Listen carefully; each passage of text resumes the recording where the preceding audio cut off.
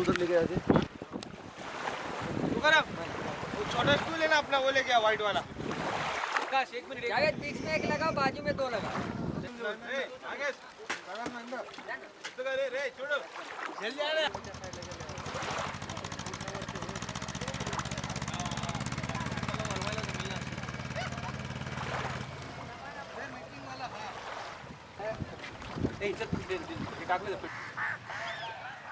तो असाच एक उत्तम दिवस होता. फॅन्ड्री जस्ट रिलीज झाला होता आणि निखिलचा आम्हाला फोन आला होता बरेच आधी की सैराट नावाची एक स्टोरी आहे नागराजकडे, ती आपण प्लीज तुम्ही ऐका. आणि तो सब्जेक्ट फारच जबरदस्त आहे. पण तेव्हा आमचं नागराजबरोबर फार छान कम्युनिकेशन झालं आणि आमच्या लक्षात आलं चांगला हुशार मुलगा आहे, फार आम्हाला फार आवडलं होतं काम ते. आणि मग आम्ही सैराट ऐकायला बसलो. फॅन्ड्री तेव्हा जस्ट रिलीज झालेला होता, आठ एक दिवस झाले होते. आणि त्याने सुरू केलं, तो मुलगा असतो, मग तो ते बेसिक जी स्टोरी आहे, क्रिकेटची मॅच असते ते तिथपासून सुरू केलं. आशियाची मॅच असेल, जरा आपण गाव एस्टॅब्लिश करतो, कॅरेक्टर दाखवतो त्याच्यामध्ये, हे असं सांगत तो स्टोरी नरेट करत होता. सल्या आणि परशा नावेत मासे पकडतात आणि बाळ्या आर्चीला विहिरीवर बघून पळत येतो आणि ओरडतो, परशा आर्ची आली आर्ची. त्या एक्झॅक्ट पॉईंटला मी हे नॅरेट केलं आणि अजय-अतुल सरांनी मला थांबवलं आणि म्हटले की थांब जरा, आणि उठून कीबोर्डवर बसून त्यांनी जो याड लागल्याचा पहिला ग्रो म्हणतात, काय म्हणतात त्याला, तो वाजवून दाखवला. तर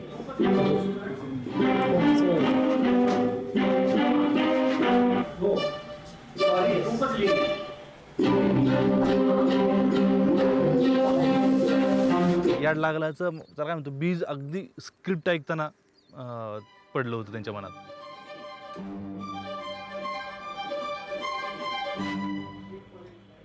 आणि मला त्यावेळेस ते फार काही कळालं नाही, पण खूप इंटरेस्टिंग वाटलं. एकदम वेस्टर्न काहीतरी आहे असं वाचतंय असं वाटत होतं.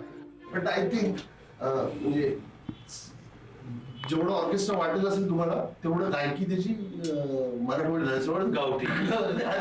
आणि मला त्यावेळेस ते फार काही कळालं नाही, पण खूप इंटरेस्टिंग वाटलं. एकदम वेस्टर्न काहीतरी आहे असं वाचतंय असं वाटत होतं. पण अर्थात त्यांना सुचलंय म्हटलं, अजय-अतुल सरांना काहीतरी सुचलंय म्हटल्यावर ते भन्नाटच असणार असं होतं. पूर्ण काही कळत नव्हतं.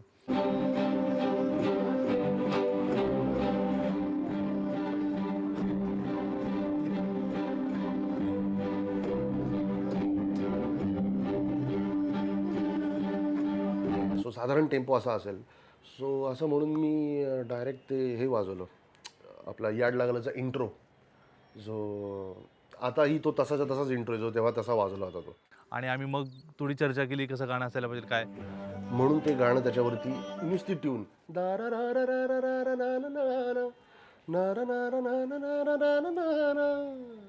That was the point when we started. Actually एक रिलेशन बनतं एका प्रोजेक्ट बरोबर, एका फिल्म बरोबर. ते रिलेशन त्यावेळेला बनलं. आणि काही दिवसानं याड लागलं तर फक्त आमच्याकडं मुखडा, मला वाटतं मुखडा जो सुरुवातीचा भाग होता तो होता, आणि आम्ही त्याच्यावरच गाणं शूट करत होतो. उडी मारताय तू? कोणी यायचं? अरे खतरनाक. हे उजनीच्या बॅकवॉटरचं पाणी, पाण्याच्या खोलीचा अंदाज न घेण्यासारखाच. या पाण्यात आकाशला सूर मारायचा होता. कधी आकाशचे पाय सरळ राहत नव्हते, तर कधी बोटीनं दिशा बदलल्यानं कॅमेरा अँगल चेंज होत होता.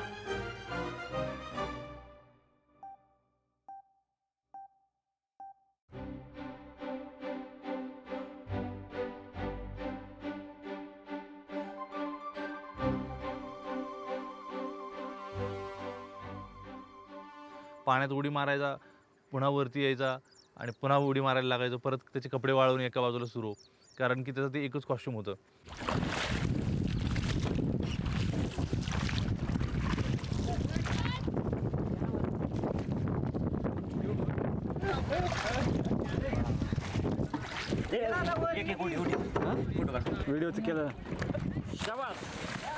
कुणाही पट्टीच्या पोहणाऱ्याला थकवेल इतका वेळ आकाश पाण्यात पोहत होता.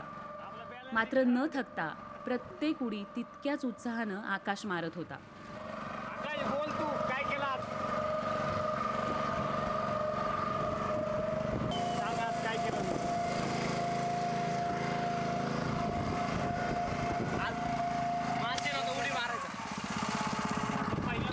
आम्ही मला वाटतं 1-2 दिवस शूट करत होतो. परशाने इतक्या वेळा पाण्यात उड्या मारल्यात आणि तो जवळजवळ 2-2 तास, दीड तास पाण्यातच पोहत असायचा.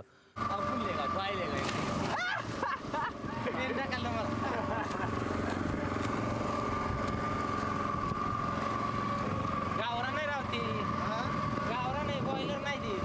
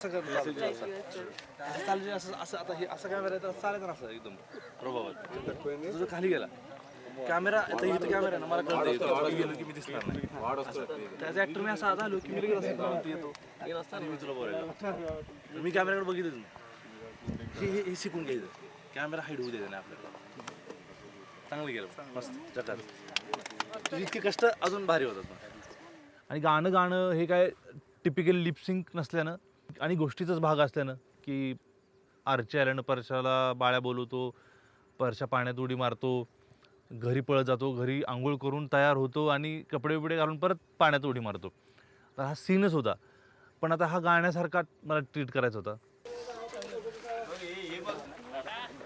चला film clear.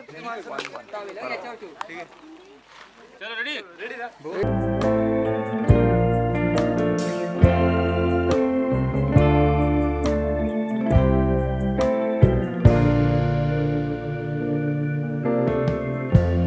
Lighten up, take me on your magic river.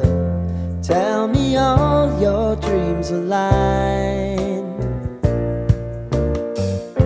Sign me up and tell me about the people that you know who are trying to feel alive.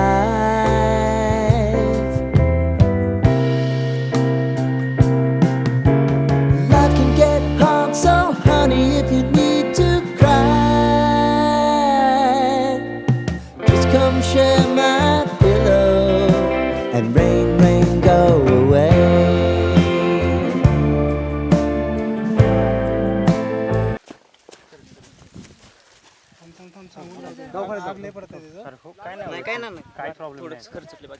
काटे घुसले कुठे बघायला पाहिजे रे. अरे इथपर्यंत थांबायला लावलं त्याला तू पुढे आला लगेच त्याला कळत नाही तो पळत राहतो त्याला कसा आपलं काम आहे आधी बघायचं मी तुला आता म्हणलो थांब ना या हाताला तर लावू दे आग होती तर सांग थोडी ठीक आहे सेटिंग हा सर हा पायला चकला त्याचा दगड बघून यायला पाहिजे चल तिकडे वाट करून तिकडे चला आधी सावलीत चल नंतर अण्णांनी स्वतः ते माझ्या अंगातले म्हणजे काटे म्हणजे पायातले सगळे काटे काढले म्हणजे तो खूप म्हणजे असं आता ते बोलताना माझ्या अंगावर काटा आला म्हणजे इतकं डेंजर तो क्षण होता माझ्यासाठी बघ अजून पाय आहे का नाही का दुसरं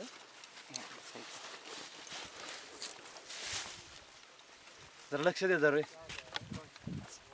आम्ही आमच्या आम्हाला वाटलं की इथून पळा तिथून पळा तुम्ही काळजी घ्यायला पाहिजे इधर से क्या ऐसे जा रहे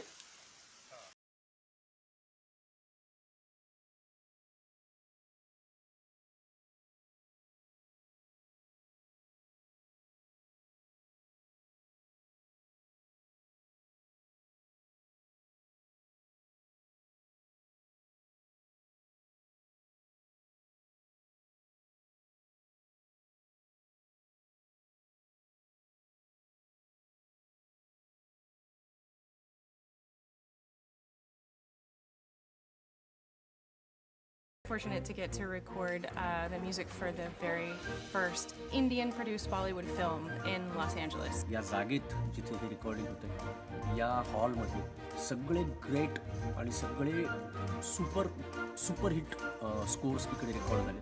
For me in particular, I got to play some very fun melodies. The Bollywood music was really fun to record. It was very different from what we're used to doing. It was really nice to hear the violins. It's a little non-traditional with the style. We had some kind of unusual rhythms.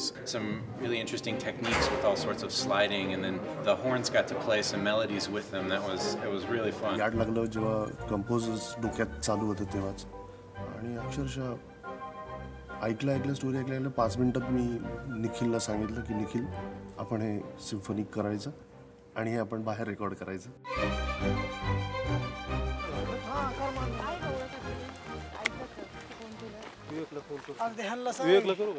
Parsha ज्या विहिरीत उडी मारतो तिथं shot घ्यायला team पोहोचली तर विहीर कोरडी ठणठणीत. एकतर 2015-16ला पाण्याचा दुष्काळ होता. त्यात एवढी मोठी विहीर पाण्याने भरणं ही खरंच खूप अवघड गोष्ट होती. खूप त्रेधा उडाली होती आमच्या प्रोडक्शनची, कारण की अचानक त्यांनी आम्हाला प्रॉमिस केलं होतं की तुम्ही जेव्हा शूटला याल ज्या शेड्यूलप्रमाणे त्या दिवशी विहीर एकदम तयार असेल. आणि ऐनवेळी आलो आम्ही आणि सकाळी जेव्हा बघायला आलो चेक करायला जाता तर खूप पाण्याची पातळी कमी होती. प्रोडक्शन टीम, गार्गी, भारत यांनी डिरेक्शन टीमला दुसरे शॉट घेण्याविषयी सुचवलं. हे शेड्यूलच्या विरोधात जाणारं होतं, पण दुसरा काहीच पर्याय नसल्यानं डिरेक्शन टीम पुढचा सीन घेण्यासाठी निघाली.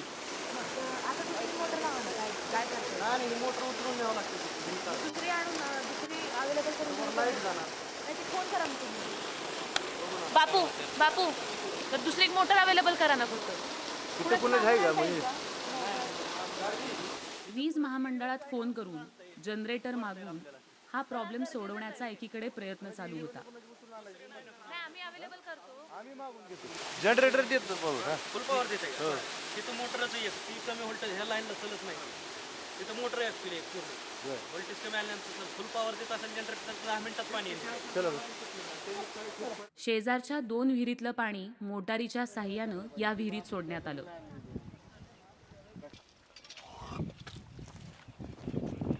बरं आता काय करायचं चालू कर.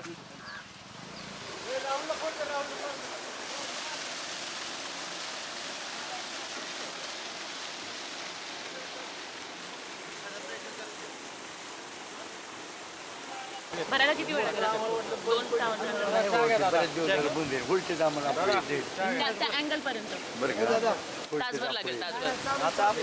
बरं दादा लाईट. थँक्यू बरं का. थँक्यू. कैसा लग रहा पानी आ गया इधर? खरं तर या सगळ्या गोष्टीला म्हणजे प्रचंड यातायात असाच एक शब्द नेमकेपणाने वापरता येईल. मग 3-4 विहिरीचं पाणी आपण एकत्र केलं, म्हणजे एक बोर चालू केला, 2 विहिरी चालू केल्या आणि 2 विहिरीची ज्या मोटरी आहेत त्या मोटरी DP म्हणजे ट्रान्सफॉर्मर फॉल्टी असल्यामुळं त्या चालू होत नव्हत्या. रात्रीतून ही सगळी राखुंडे वस्तीवरची म्हणजे आमची माऊस भाऊ कंपनी 8-10 तरुण रात्री 10 वाजता माझ्याबरोबर आले. आम्ही जेऊरला गेलो. ते नेमाने ठेकेदार आहेत, त्यांनी त्यांच्या जवळचा एक ट्रान्सफॉर्मर दिला. तर तिथं मग ते रस्सी कप्पी आणि तो चेन ब्लॉक तो रात्रीतून कुठेही मिळाला नाही. मग त्यावेळी आम्ही JCP बोलवला आणि त्या JCPने तो ट्रान्सफॉर्मर त्यात टाकला.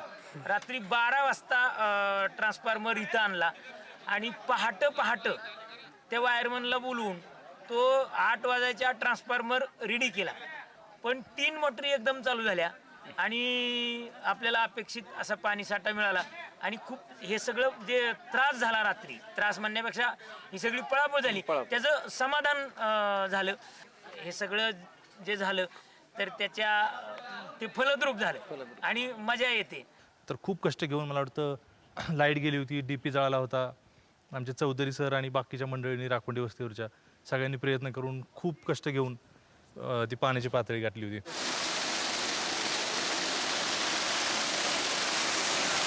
आर्ची नुकतीच रिंकू पोहायला शिकली होती आणि तिला म्हणजे तिच्या ट्रेनिंगचाच भाग होता. सैराटच्या निमित्तानं तिला आम्ही म्हणजे बुलेट चालवायला शिकवली, 4 व्हीलर चालवायला तिला ती त्याच काळात शिकवत होती. पोहायला ती शिकली होती, पण तिने उडी कधी मारली नव्हती इतक्यावरून, आणि तिला उडी मारायला सांगत होती, ती घाबरत होती. ते एक म्हणजे आयुष्यातली ती माझी पहिली उडी होती, कारण मी 6वीत पोहायला शिकलेले आणि मी पोहायचे पण स्विमिंग पूलमध्ये उतरायचे. कधी तिथून एवढ्या उंचीवरून सुद्धा मी कधी उडी मारलेली नव्हती. आणि तिला मी अगदी सुरुवातीला वरून तिला सांगितलं होतं इथूनच उडी मारायची आहे तुला, आणि तिला खरं वाटलं होतं, ती घाबरत होती. पण मग तिला सांगितलं की तिथून मार. तिला वाटलं की वाचलो इथून, तिथं मारायची, पण तीही उंची खूप होती. तर मी ती विहीर बघितली, म्हटलं मला पोहायला येते, पण मी म्हटलं मी उतरते ना, कशाला उडी मारायची, असं सगळ्यांना तिथं म्हणायचे. मग एक एक पायरी करत खाली यायची ती, आणि तिला सांगितलं की पर्याय नाही तुला उडी मारल्याशिवाय.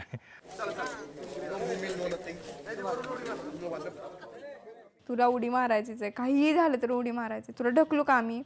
म्हणायचं नाही, नको, थांबा जरा, मला 5-10 मिनटं रिलॅक्स होऊ द्या, मी उडी मारेन. पुन्हा पुढे जायचे, बघायचे तर खाली बघितलं की असं नुसतं माझे डोळे फिरायचे मग, आणि वाटायचं की गेलेच हात, तर काय करायचं.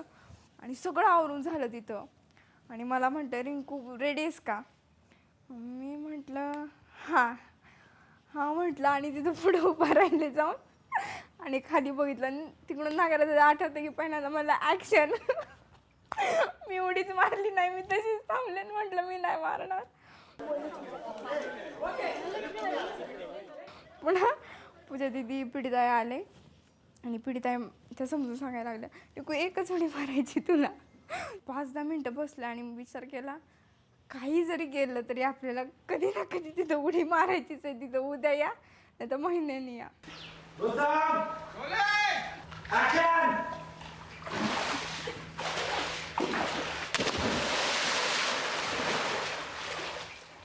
अशी करत मग भीत उडी मारली, आणि पाण्यात गेल्यावर माझ्या इतक्या नाकातोंडात पाणी गेलं. मी उडी मारताना सुद्धा मी एकदम अशी भिलते, ते सपकन पाणी लागलं हाताला, आणि भीत वरती आले. तेव्हा असं काय झालं की असं सारखं वाटायचं की कशाला पिक्चर करते, आपली शाळा बरी होती. हात दे.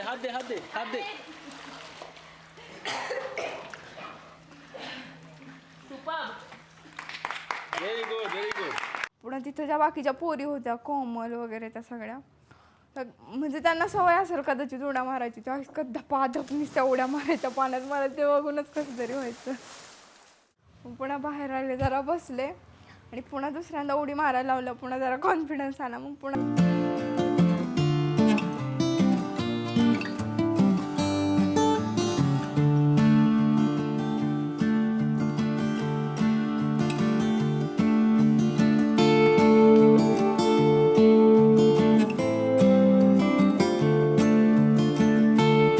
बघत उडी मारायची होती.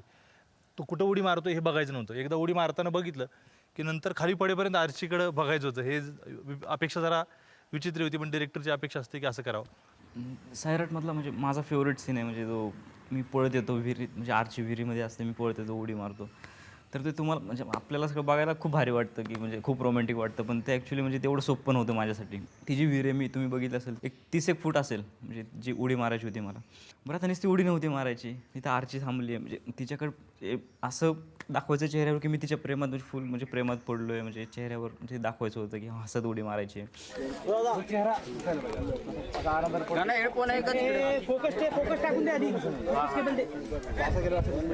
तर अजून एक म्हणजे टेन्शनची गोष्ट म्हणजे त्या विहिरीमध्ये खाली 3-4 मुली होत्या, त्यांच्या अंगावर मला पडायचं नव्हतं. तर मला एक म्हणजे जागा दिली होती की आकाश तुला एवढ्यातच उडी मारायची. तर आता ती पळत येताना जागा दिसत नव्हती, मुली कुठे आहेत, ती जागा कुठे, हे काहीच कळत नव्हतं. तर तो म्हणजे खूप मोठा टास्क होता की म्हणजे यांना इजा न होता की ती उडी मारायची, ती रोमॅन्टिक दिसली पाहिजे, म्हणजे आरचीकडे बघून स्माईल द्यायची, पण हे सगळं खूप अवघड होतं. चलो फ्रेम दे दो. First frame.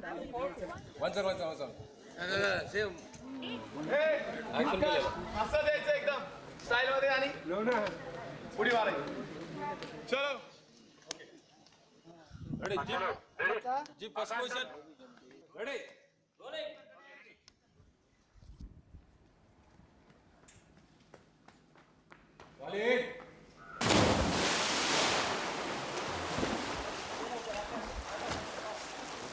आकाश फास्ट हो.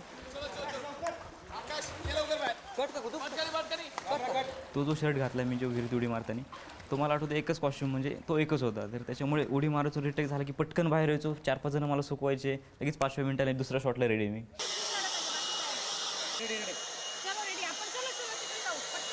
Good, very good.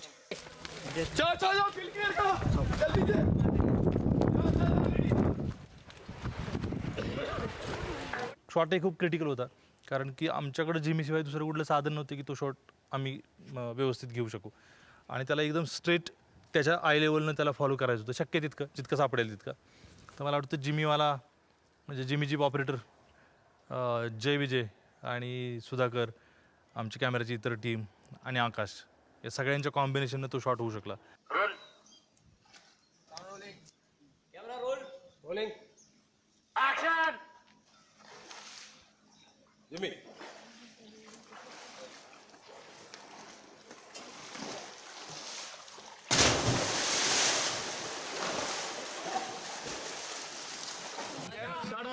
त्याला सांगितलं तुम्ही उडी मारताना खाली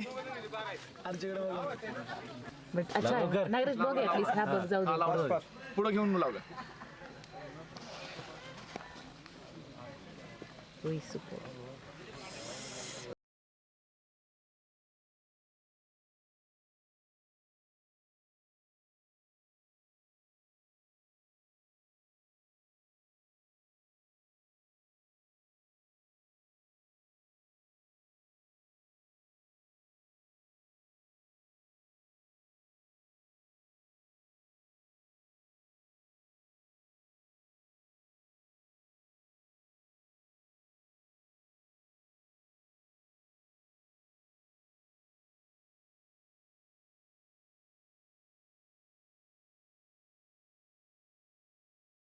तीन तास काहीतरी असं खूप वेळ आम्ही पाहत होतो.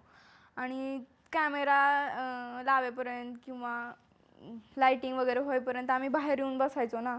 आणि लिटरली कुडकुडत होतो आणि असं झालं की आता आम्ही आजारीच पडणार आहे. मला त्याच्या दुसऱ्या दिवशी पुण्याला येऊन सबमिशन होतं. तर इतकी थंडी वाजायची. मग त्या थंडीत आम्हाला मस्तपैकी गरम गरम दूध आणून द्यायचं सगळ्यांना प्यायला.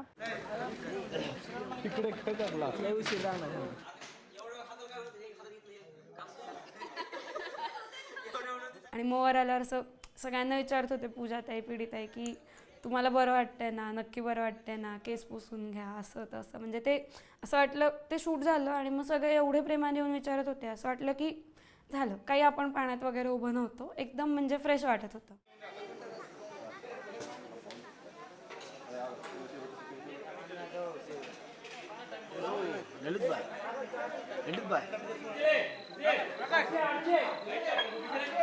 पानी में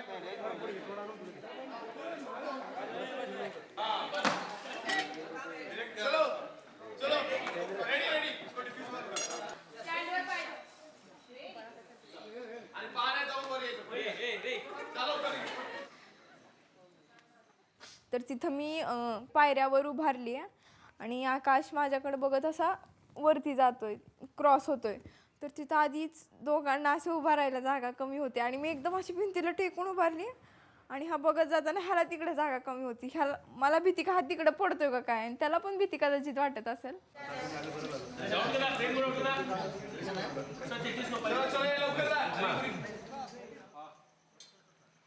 तो सीन शूट केला तेव्हा आमच्याकडे गाणं नव्हतं, त्याचा मुखडा आमच्याकडे होता आणि अंतरा पहिला नव्हता. तो सीनच होता की तो तिला बघत, डोळ्यात बघत जातो आणि पहिली वेळ असते की आर्चीच्या इतक्या जवळ तो जातो आणि आर्चीलाही कदाचित इतक्या जवळून कोणीतरी डोळ्यात डोळे घालून बघत जाणारा, धाडस करणारा मुलगा परशाचा असावा. तर तो खूप हळवा, खूप नाजूक क्षण होता आणि तो शूट झाला होता. ते शूट आज अतुल सरांनी बघितलं आणि मग त्याच्यानंतर त्यांना असं वाटलं की तो क्षण पकडला पाहिजे. त्याला खूपच काय म्हणायचं, खूप प्रेमानं आणि इज्जतीनं, खूप लार्जर दॅन लाईफ असं ट्रीट करायला पाहिजे संगीतात. आणि सीन बघून म्युझिक करणं, म्युझिक बघून सीन शूट करणं, असं आमचं सैराटचं खूप संवाद म्हणता येईल किंवा जुगलबंदी म्हणता येईल, या पद्धतीनं आमचं काम होत होतं.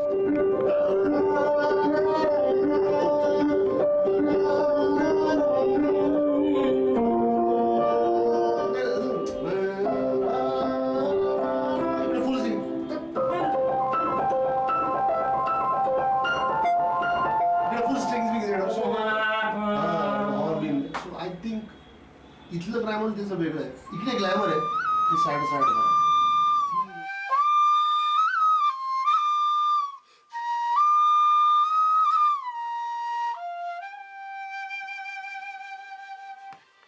कॉंग्रॅच्युलेशन व्हेरी गुड खूप छान काम केलं पण खूप छान काँग्रेस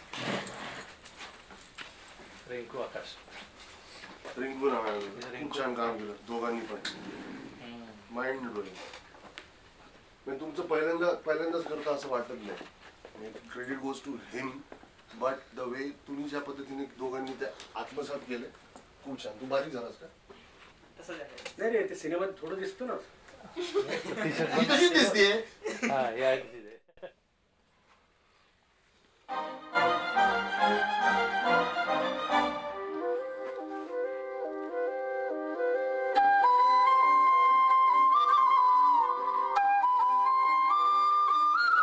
नवीन कॅन वी जस्ट ता ता ता ता ता ता ता ता ता ता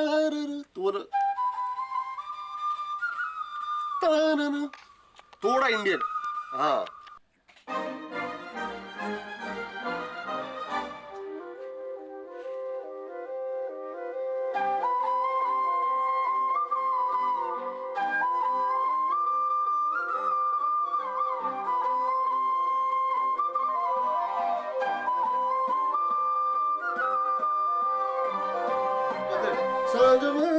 प्रधान बोल मन सुरतया लावलं पळतया कळतया पळतया माग फिरून इकडे परत वाढवलं ते आम्हाला प्रेशर वाटतं काही संबंध नसतात ते कळत बी नाही त्यातलं फक्त तुमच्या ह्याच्यातून आवाजातून ते प्रेशर कळते फक्त आणि गोष्टी अशा आहेत की त्या हळूहळू भर पडत गेले आणि मी अजय अतुल यांना नेहमी म्हणतो की त्यांचं गाणं म्हणजे तो असा पोत आहे की असं एक वस्त्र आहे की इतकं भरजरी वस्त्र आहे इतकं सुंदर आहे इतकं नक्षीदार इतकं नाजूक काम त्याच्यावर केलेलं असतं इतकं म्हणजे श्रीमंत असं एखादं काहीतरी भरजरी वस्त्र असावं ना तसं त्यांचं संगीत असतं अंतरा पण सॉफ्ट आहे ना सांगवाना बोलवाना करेक्ट पण मग हे पण कंट्रोललीच गाणार तू ते पण कंट्रोलली गाणं तेच डिफिकल्ट आहे ते difficult but see I will achieve it लाड लाड गेलं हरून भाळाला असं करेक्ट एवढं करेक्ट मस्त आहे पण ते मॅप आहे माझ्या डोक्यात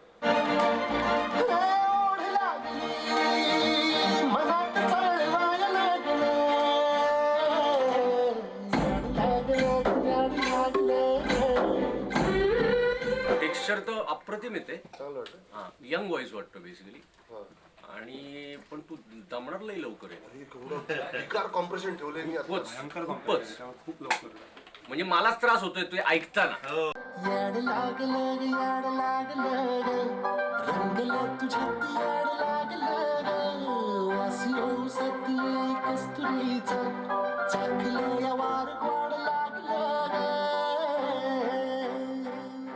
या वेळेला लिखाणाचं जो मोठा दगड मारून घेतलाय स्वतःच्याच पायावर आम्ही मोठा ती गाणी अशी कॉम्प्लिकेटेड वर हट्ट काय आमचा काही झालं तरी गाणी साऊंड कितीही तुम्ही कॉन्टेम्पररी साऊंड करा ऑर्केस्ट्रा करा रॉक करा ते काही करू फिल्मची भाषा म्हणून तुमच्या शब्दांची भाषा जी पाहिजे लिरिकच्या ती काही करून गावठी पाहिजे कारण होतं ना मधुर वगैरे हे शब्द वापरायचेच नाही कारण गावाकडे आम्ही मधुर म्हणत नाही ग्वाडच म्हणायचं समहाव जे डिस्कनेक्ट वाटतं तुम्ही म्युझिक ऐकून थोडासा काहीतरी म्हणत कोणाला वाटू शकतो की थोडा disconnect because that is just representing a love expression but actual human speaks जी लँग्वेज पिक्चर मध्ये आहे तीच बोलली ना गाण्यात असं दॅट कनेक्ट्स इमिडिएटली